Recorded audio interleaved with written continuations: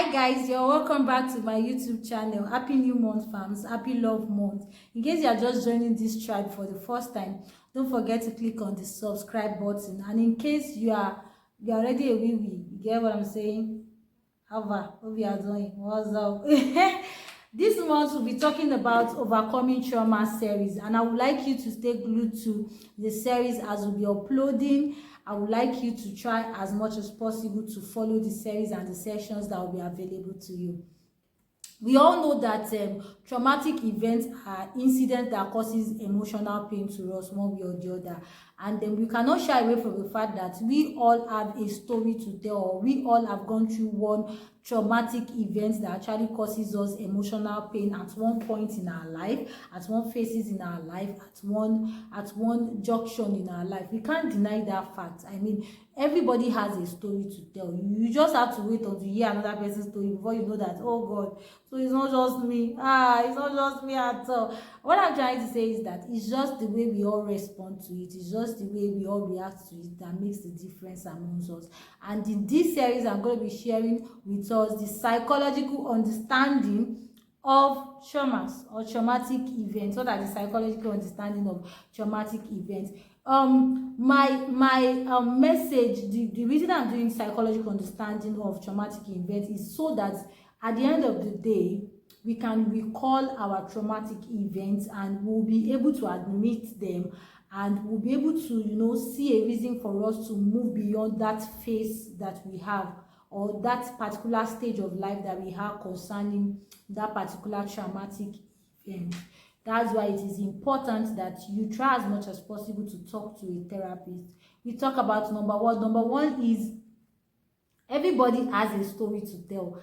I love that word, everybody has a story to tell, because most of the times when you've gone through a particular stage or particular issues in life, you tend to feel it's just about you, and you have to wait until you hear another person's story and just feel like, so me, I'm managing beside you, I'm queuing beside you, I've not even gotten anywhere. Ability to understand this will actually lessen your level of emotional pain, or your level of perception towards that particular thing you have gone through that brings you pain in life. You have to understand that without a story, there is no way you can learn. It is actually lessons that makes us wiser in life.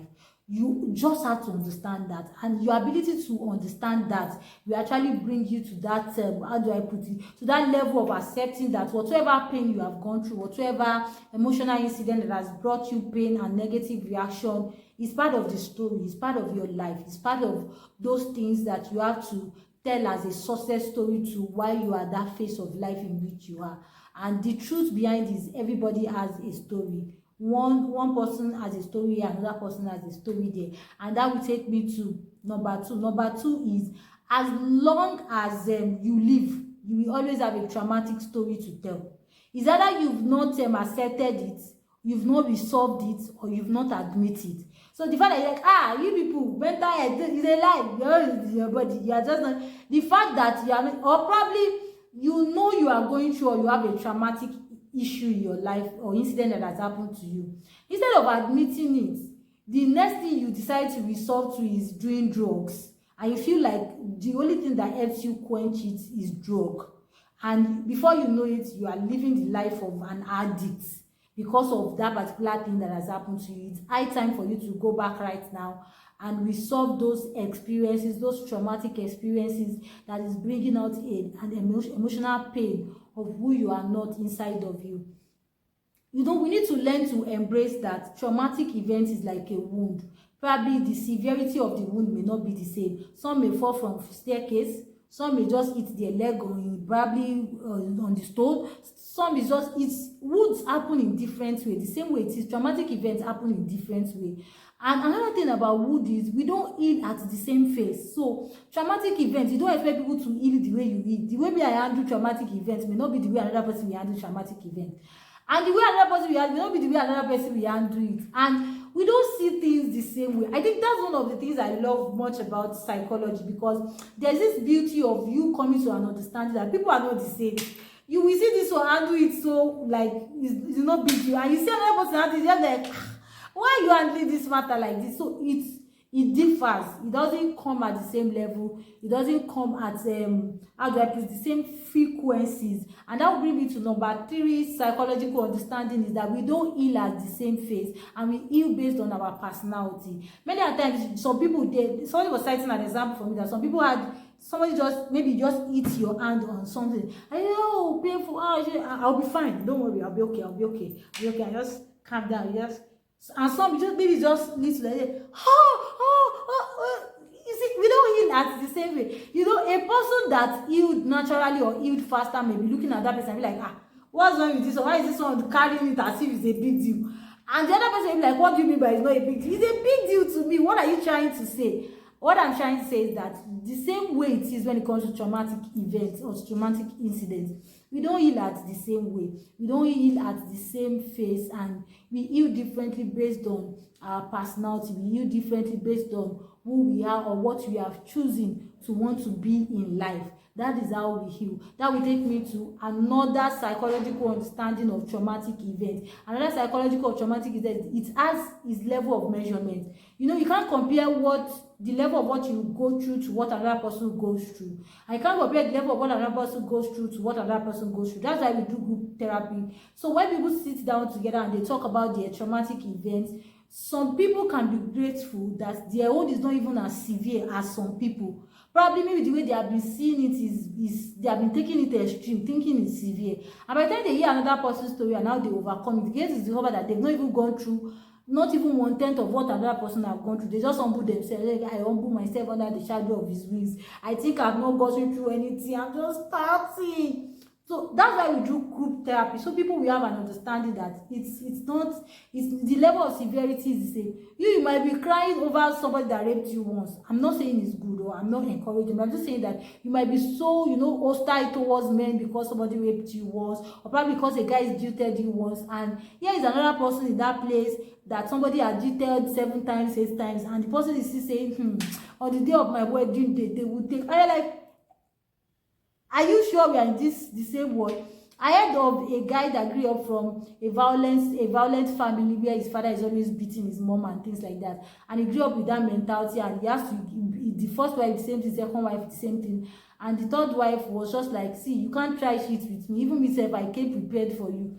By the time the lady too dealt with the man, the man calmed down. What I'm trying to say is that he got to a stage whereby he discovered that he was reacting based on this traumatic event, and he gets to the place where he could admit that he wasn't healing, he wasn't getting better, he needs to really work on himself to become better. So that will bring me to another psychological understanding of traumatic events, is that it's not always the same thing. The story is not always the same. The fact that you are not the only one in the story does not mean your story will be like B story or your story will be like C story. No, the story is not always the same. The story is always different. It's either being a victim of a bad environment, or being a victim of a broken trust, or being a victim of a manipulated emotions. There's just something that occurs that brings that emotional pain one way or the other as you grow up in life.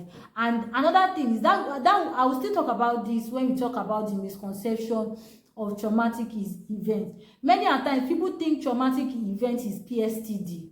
Actually, the level of how you handle traumatic events will determine if it will lead to PTSD, which is post-traumatic stress disorder. If you handle it well, it may not necessarily lead to PTSD. But if your level of response to your traumatic event is really so severe, and it's something that is beyond what you yourself can literally handle on your own, it can actually lead to PTSD. And I would advise you to, most importantly, visit or talk to a psychologist or a psychotherapist that will actually help you to overcome it. And another thing about another psychological understanding about traumatic events is that it is not the suffering that brings the pain. It is your refusal to accept the pain that brings more pain. While I was doing the research of this topic, one of the things I came to understand this, I had to ask myself that what's that traumatic event in my life that I've not really come to admit that this thing is actually causing a negative reaction in me. You know, there are times that you might go through some traumatic events and you just feel like it's part of life and you just feel like there's no big deal in it, but yet those things are actually causing you to react in a negative way towards certain people around you.